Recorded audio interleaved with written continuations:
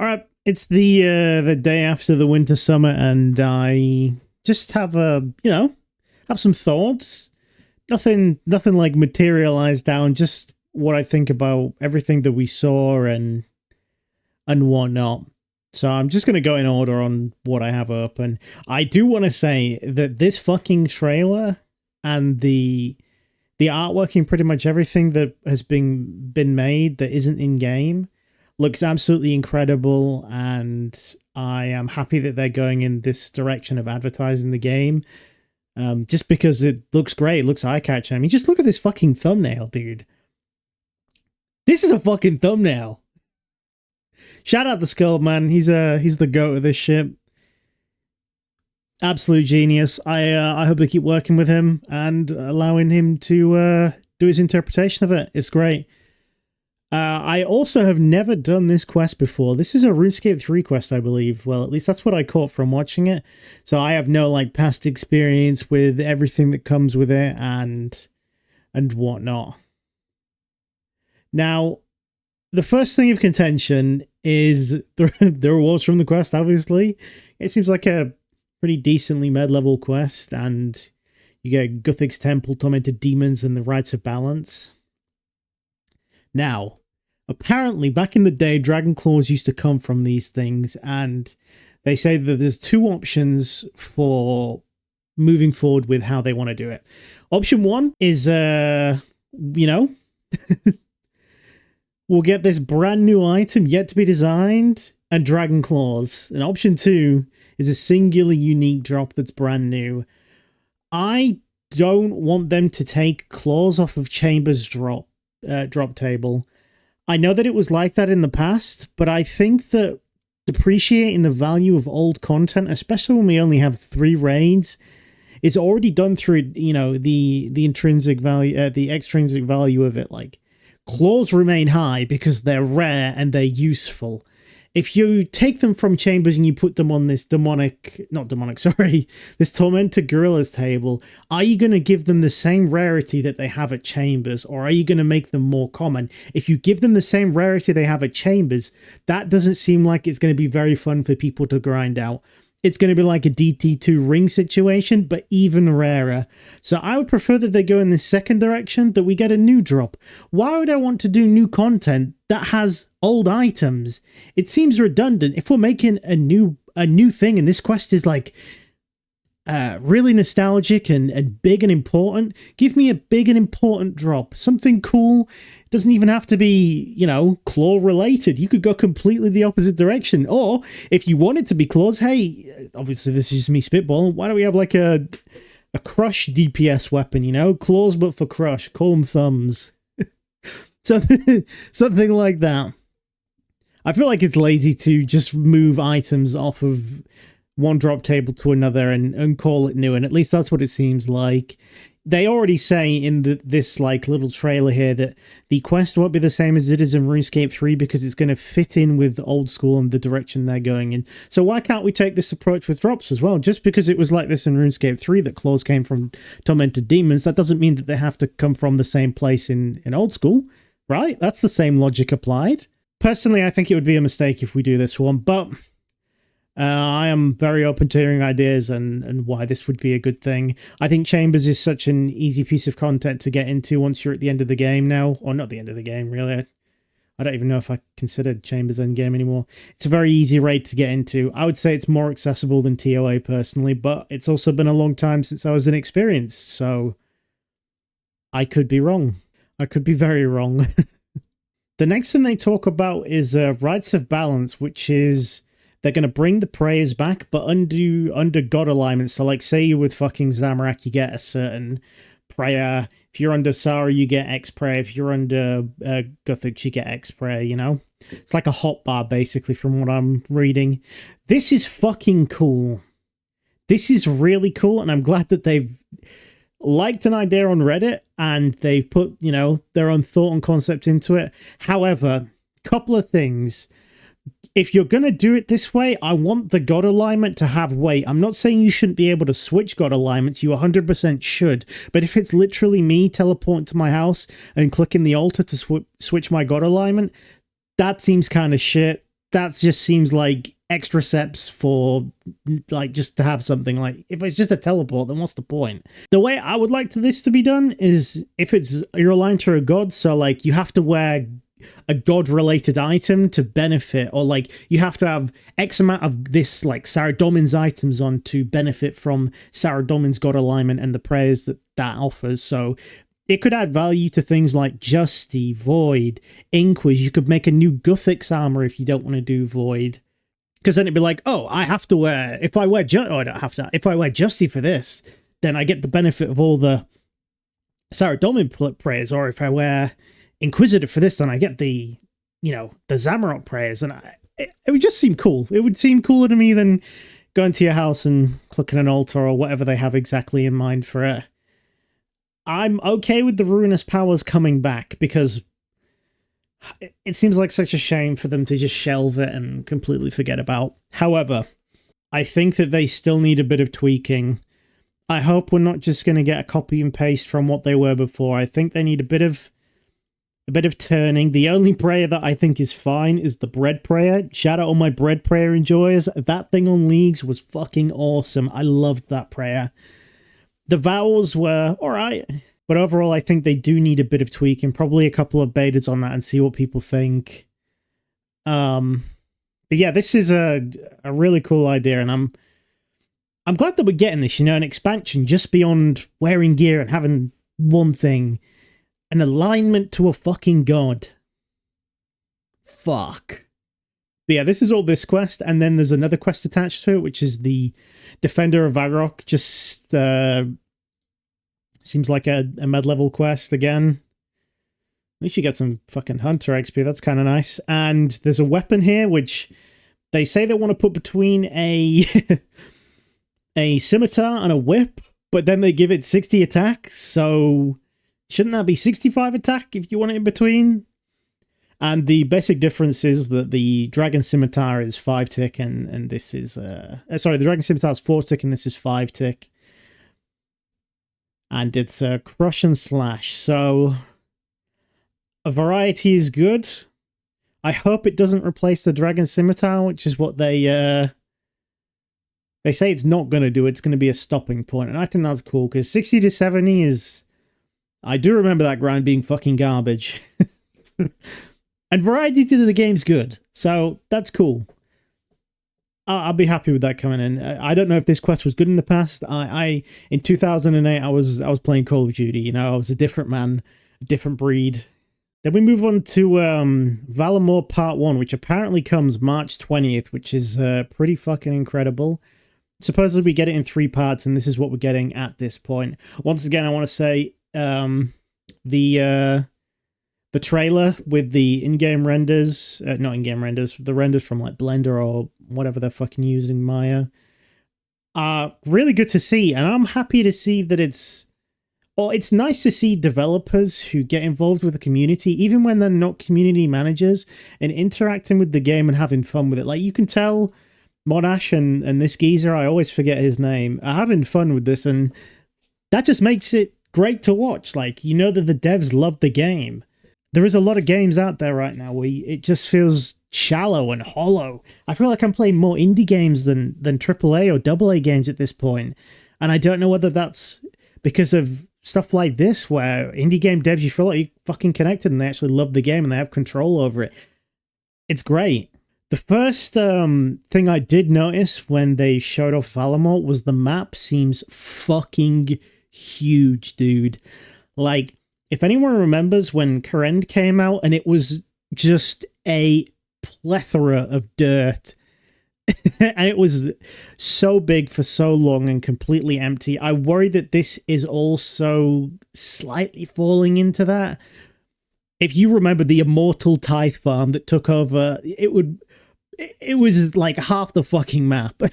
You know what I'm talking about. But I mean, I need to get my fucking boots on the ground and run around and see if that is just me overanalyzing things or what, but it does look pretty fucking big, and there also seems to be a lot of stuff, but is it spread out too much? I don't know. Looking at the map, it would seem that. They said there's a couple of quests that come with Valamore, but if you're like me, you don't really give a fuck about quests. And then the one that I'm waiting for, man. Oh, oh, the Fort Colosseum. This is the first new wave-based content. Do you know how excited I am for this? I am pumped, dude. I really hope it lives up to my expectation, and I really hope that it's engaging. They say it's more accessible than the Inferno, not in terms of just difficulty, like obviously it ramps up and it gets more difficult and you roll your loot every wave, but in terms of like how long it takes to do, they were saying it takes them like 20 minutes to do a run, which seems kind of nice, because I feel like, personally, in 2024, I feel like Inferno is not that difficult in terms of mechanics and where the player base are. I think the biggest difficulty, if you're a normal person, is finding 2-3 hours to sit down and be willing to accept that you will die and not get the cape. And I think having a shorter wave-based system will definitely help people adopt this easier than the Inferno. The Inferno is still looked at like this fucking terrifying thing. But between like an Inferno, a 500, and Bloodtorva, I think Inferno's the easiest one, personally. The only contention is that it takes, 2-3 hours the first time you do it. So hopefully that shorter time will benefit new players trying to push themselves and get into it. But because it takes Jagex 20 minutes to do it, does that mean it'll take me 10 minutes to do it? I wonder. How quick are these waves realistically going to be for someone like me? Like, I do wonder. If it's like 10-15 minutes a run, that's pretty chill. I wonder if you can log off between stuff. That'd be nice. But the fact it's coming out in March is fucking sick. They also showed off like a bit of in-game stuff about what's going on. Like the monsters that come out in the NPCs, but it's hard to take that serious when you don't actually see actual gameplay. Once again, I did think the Colosseum itself looked kind of fucking large, but then I also thought that the Inferno is massive, you just don't use half the room. So, could be wrong on that one as well. Either way, I'm excited. I know a lot of people were worried that like it's designed by someone who can't do the Inferno, but I'm pretty sure on stream that Kieran said he can't do the Inferno, and he made the Inferno. So I trust him. I'm completely open-minded and looking forward to this shit. This is good content. Fucking delicious. The reward you get from it the first time is this fucking Princess Diana's quiver. Hopefully this will give us a threshold for range strength when it's charged to make the ring, the Archer's ring upgraded. What the fuck is it called? Venator ring. Hopefully this will make the Venator ring useful as well, which would be cool. It only works with arrows and bolts, which I think is good because you do not need the destructive pipe to be made any stronger. That thing is absolutely ravenous when it comes to NPCs. It rips it up. I wonder if the pipe's going to be useful in the area. I kind of hope it's not. I'm also very glad that they allow us to corrupt this, because it seems like with every new piece of content that comes out, it's another currency, it's another piece of bullshit I have to upkeep. And I understand that I chose to limit myself, but you still need to consider Iron Men, and I don't want to fucking do this. I don't want to charge my shit every time I use it with every new piece of gear that comes into the game. I think corruptible versions of items is great, as long as it's a very high cost. I'm okay with costs being extremely high for corruptible items, as long as you just give me the option. It doesn't seem that insane, but the accuracy seems kind of bonkers. 28? I wonder what that will do to two weapons like the pipe and the T-bow. Even though you don't get the strength from the pipe, the 28 accuracy is kind of big. And the next thing we get is the Glaive of Ralos. First of all, this item looks fucking sick, dude. Ninja theme, throwing my little stars, dude, and it comes back to me. Fuck. Also, it appears that it is charged, which, once again, it's whatever. If it's a spec weapon, then I'm cool with that. It's nice to see that there is a defense-reducing range spec, because I don't believe, other than the circle, if we have anything like that, and that only does magic, and it's trash, and it's garbage. Please make another one. But this is cool to see. Don't really have any extra thoughts on this. I think pretty much everything that's been said about it, other than it drains defense, is pretty obvious. They add a Sunfire armor as well, which is best in slot over Proselyte. I know some people were upset that you don't kill a slug to get this armor, but me personally, I don't care. I would still like to see an armor that gives melee strength and prayer. It doesn't have to be best in slot prayer, but just some. Because, I mean, you could argue that that's pointless, but some people like playing the game that way, and I don't think it would hurt adding something like that. Even if it just had 6 total, you know, like 222, it'd be cool. And then they want, this is the consumable that they had, the Sunfire Splinter, which is, you know, akin to Zulrah Scales and Muspa's Ash. Apparently they say it's for consistent profit, which I personally don't think that content needs to have consistent profit. I like big drops, you know? If I get fuck all up until a big drop, I'm cool with it. Just don't make it too terrible. I feel like God Wars is pretty balanced. I also like the way that the DT2 bosses do it. I feel like Duke's drop table especially is incredibly incredibly well done. I love getting a turtle drop or a dragon arrow drop. It seems pretty fucking good. And the new Sunfire Runes, which I personally still think they're fucking dumb. Instead of reworking magic to make it, you know, work effectively against monsters, they add something like this. Like the shadow isn't already so... They had to make the shadow so busted for magic to be good. Instead of, you know, reworking magic, we have this. So now you have a fucking Sunfire Rune on top of a fucking Tome of Fire, on top of a Harmonized Orb to actually get some kind of magic offense going, and it gives you a 10% minimum max hit. I really don't like Sunfire Runes. I would rather they just fucking rework magic.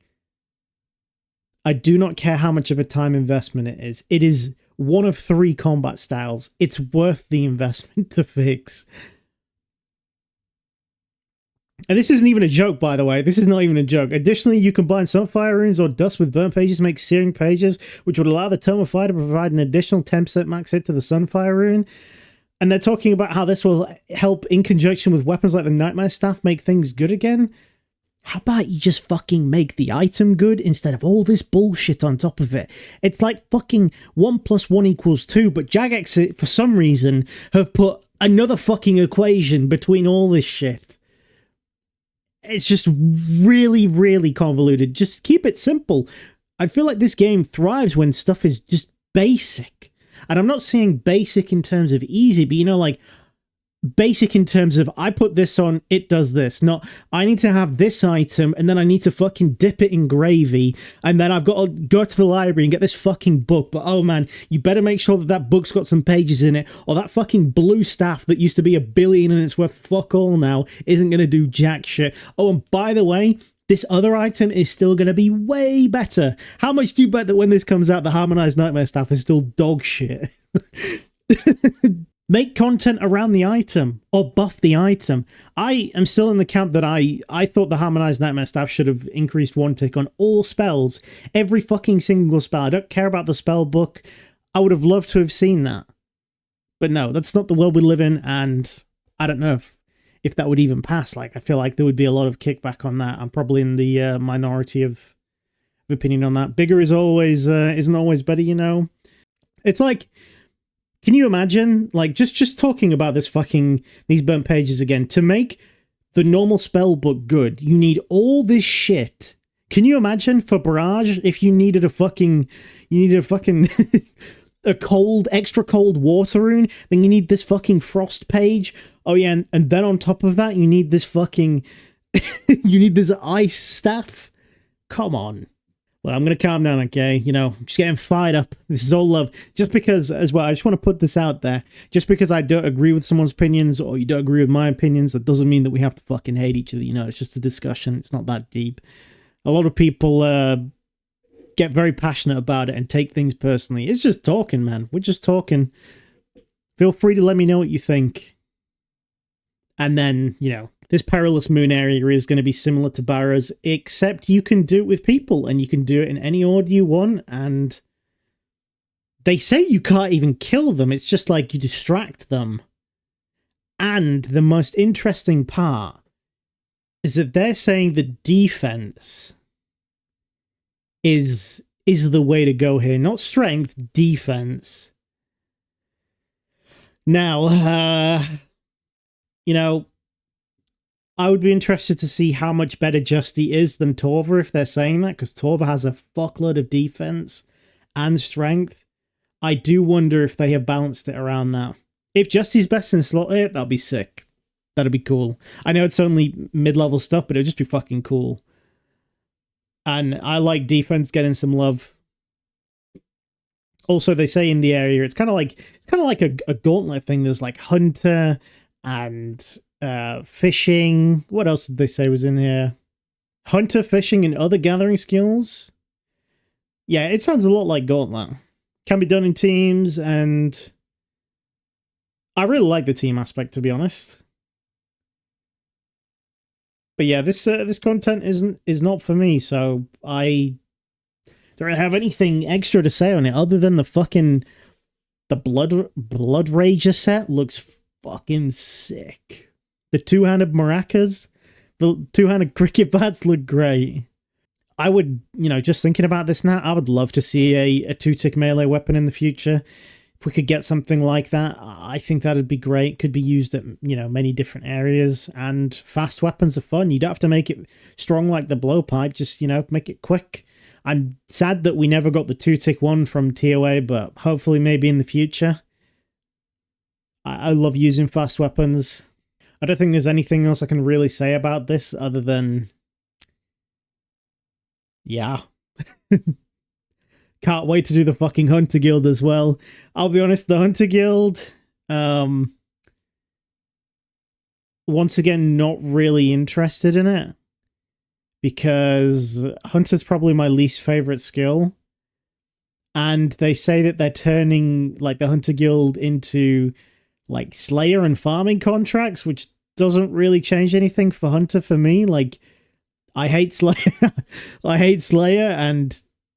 sure, it gives you variety in what you hunt, which some people may like, and, that's probably a good thing, but it doesn't make Hunter any more enjoyable.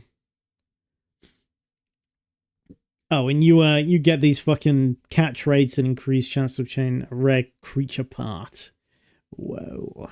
Camdozo Network looks like fucking WoW mounts, so we'll be interested to see what that is, and new creatures. Got a fucking moth coming in here, can't wait to see that one, dude. An antelope, a fucking jaboa, a fennec fox, and a juicy mountain salamander.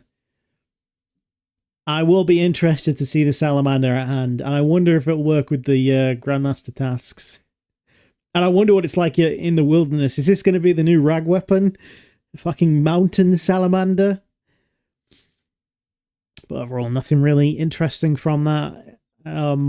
The next thing that they're talking about is the Hunter meats, which is, something connected to the Hunter Guild. And the one that actually does catch my interest right here is the Dashing Kebir.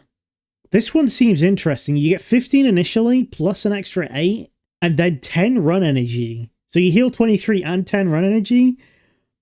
That might be good to help with stamina management at some bosses.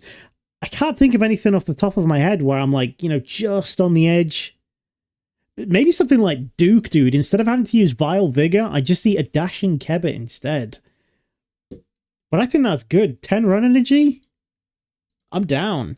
And then the other one, like, cures fucking poison. I don't really care about that, but it does give you a 26 heal over time. The new gear as well that they're adding here, Mixed Hides, seems, once again, very lackluster, but I think it's... it just looks to me like it's to help new people get into PKing and reduce, your APM and your switches, reduce the overload of the brain. Like, you just come out in this gear and you have some melee strength so you can hit harder. But personally, I would rather have the magic defense over the strength because, if anyone has done any kind of PvP, you need that mage defense. Also, I would like to bring attention that the Hunter Spear has 73 accuracy. Someone put a laughing emoji in the chat. No fucking way. And they're talking about improving existing content, like making the Hunter's crossbow have an upgraded version, which could have some uses. The Hunter outfits give you damage reduction, 20, 40, 60%. Trap storage, implings not using jars, and you can fucking barehand them without a jar. Just small shit that I don't really care about. They say that the Colossal Worm Agility will not release March 20th. However, this is fucking cool. I think for lower level Iron Man and lower level players who don't have as much money, because you can train agility and get prayer XP. Like, you get these bone shards, which is a stackable item, and then you turn them into this fucking dude at the offering, the prayer area, and you get prayer XP. And it's the same with mining. You benefit from prayer for doing mining. It's pretty low level stuff, but like, this is cool. I think this is great. I don't know how really usable it is for main accounts, but for Iron Man, this could be fucking cool. Like, say you don't have any prayer and you need, like, you know, you want to do prayer or something like that. It's cool. Agility, 50 agility. What have you got going on there? Not really much. So this could be great until you get to Sears. You get a bit of prayer XP along the way. Fuck yeah, I'll be in. And then they talk about pickpocketing. And this is pretty much everything from Valamore Part 1. I think overall I'm very excited for Valamore Part 1. I'm interested to see what the Colosseum offers and its challenges to me. And just how it all fits together, because if anyone remembers Zaya, it was a fucking mess. It was a real mess on launch. They've had a long time to do this, and I do have faith that they will work on it. The next part is let me close some shit. Is sailing, and yeah. I'll be completely honest. From watching the whole live stream, and I mean, like, this fucking video doesn't really show anything. It's just like, yeah, I mean, you can see, you know. I don't know what sailing is meant to be. I'm still, like, very unclear on what it's meant to do. I don't know. I voted no to sailing, but like, I've been, you know, we lost the vote, so I'm here to have an open mind and get something good into the game. Like, just because I voted no to it and I still don't really like the idea of it doesn't mean that I don't want it to be good, but like, I don't know what it's meant to be. The videos were meaningless because it wasn't actual real gameplay, and then the stuff that they showed was like, here's a boat moving left, here's a boat moving right, here's me stood on a fucking boat, here's another boat going by my boat. Also, did you know I can get fucking fletching XP on the boat? Right, that was my main takeaway from it. That was my main takeaway. They lay out their phases and how they want to build sailing, but I'm just concerned they're trying to do a bit too much with this skill rather than focus on the core idea and building upon all these other phases later on when it comes out. I'd rather them keep it simple than get rid of some of this shit. Keep it simple, keep it clean, get it out, fix the fucking bullshit with it because it's going to release broken, and then add all this, like, and right here, you know, like, they say they like core gameplay, but what is it? What is core gameplay? Like, what is the core gameplay of sailing? I'm really struggling to understand. They're promising a lot with this update. A lot. When did the poll pass? Like, was it August? Was that like 5 months? 5 months and you're showing me a boat, just a singular boat? A boat that's rocking? I don't know, man. I don't know. Not really confident about this boat moving, if this is what we've got in 5 months or whatever. And the thing that I would be interested in with sailing, and I think would be cool, they haven't even started. Another group of developers joined the project in early 2024, working on islands of points of interest. I thought this was sailing, islands of points of interest. This is the part that seems cool, not fucking a boat. It really does feel like dude, this feels like No Man's Sky. You know what? God, some of you must have seen that fucking video, the No Man's Sky video. Over-promising and under-delivering. Just the CEO goes on all these programs saying about what they can do, and then it's all bullshit. You can do barely any of it. And I'm not saying that's what Jagex is doing, but it feels like we're going down the same rabbit hole. You're promising a lot, and the stuff that I feel like a lot of people want isn't even going to be here. I mean, just look at the different points in this. Milestone 1 versus stuff that is actually interesting. Designing a sea layout. Points of interest in islands. Moving a boat. New training methods for existing skills. This right here should come out with the base skill. This should not release afterwards. Sailing should be intertwined with fishing, mining, construction, crafting. 100%.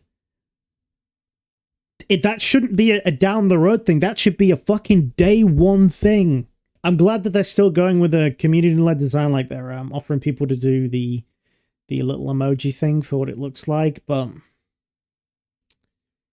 yeah, maybe I'm too hot-headed. Maybe I'm reading too much into this and I need to cut them some slack.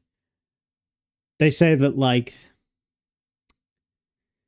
this is what they've done.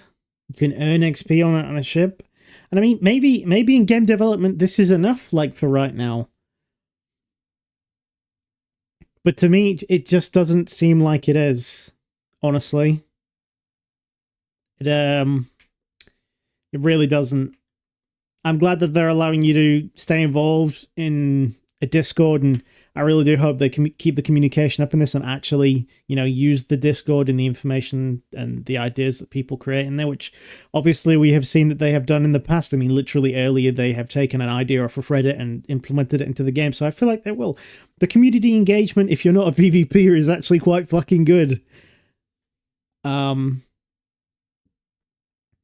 yeah, remaining skeptical but positive. Looking forward to seeing what they can deliver with this, and I hope it's good. Like I say, I voted no, but I just want good things for the game and the people that did win the vote. I'm not spiteful. I look forward for the creative ability put to the test with the team on this one, and obviously there is there is Deadman mode spoken about in the Winter Summit, but I'm not going to talk about that. I'm not going to pretend like I play Deadman mode or I care about Deadman mode. So I have nothing to say on the matter. Now, something that was really fucking interesting is they finally announced their HD client 2 years after, 117's HD client. And I'll be honest, it looks incredible. I mean, I'll put some things up, or you'll see me fucking around with the slider here. It looks incredible. And I'm glad that they are giving an option to people who want to use this. It's going to be on the base client, though. Which I feel like is a huge L. And I kind of have an idea with where they're going with this, and I'm going to touch on this later.